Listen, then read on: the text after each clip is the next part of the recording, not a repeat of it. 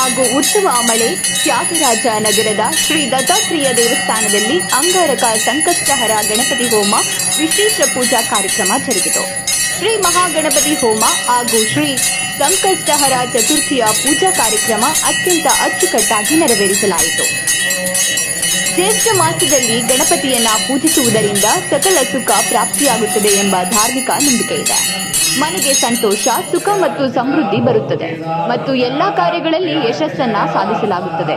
ಗಣೇಶನ ಆಶೀರ್ವಾದದಿಂದ ಆದಾಯದಲ್ಲಿ ಅಪಾರ ಹೆಚ್ಚಳ, ಸಂತೋಷ ಮತ್ತು ಅದೃಷ್ಟ ಪ್ರಾಪ್ತಿಯಾಗುವುದು ಅಲ್ಲದೆ ಎಲ್ಲಾ ರೀತಿಯ ದೈಹಿಕ ಮತ್ತು ಮಾನಸಿಕ ತೊಂದರೆಗಳಿಂದ ಪರಿಹಾರವನ್ನ ಪಡೆದುಕೊಳ್ಳಬಹುದು ಎಂದು ಅನಂತರಾಮ ಗೌತಮ್ ಹೇಳಿದರು.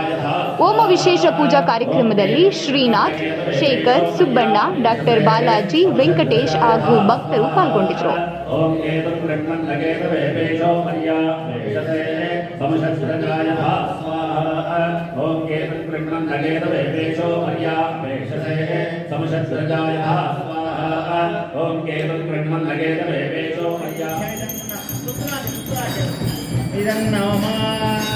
ಓಂ ಶ್ರೀಂ ಹ್ರೀಂ ಕ್ಲೀಂ ಗ್ಲೌಂ ಗಂಗಣಪತಯೇ ವರವರದ ಸರ್ವಜನಂ ಮೇ ವಶಮಾನೇ ಸ್ವಾಹ ಸ್ವಾಹ ಭವಸಂಚಿತ ಪಾಪೌಘ ವಿದ್ಧಂ ಧನವಿಚಕ್ಷಣಂ ವಿಘ್ನಾಂಧಕಾರ ಭಾಸ್ವಂತಂ ನಿರಾಜಮಹಂ ಭಜೆ ಸ್ವಾಹ.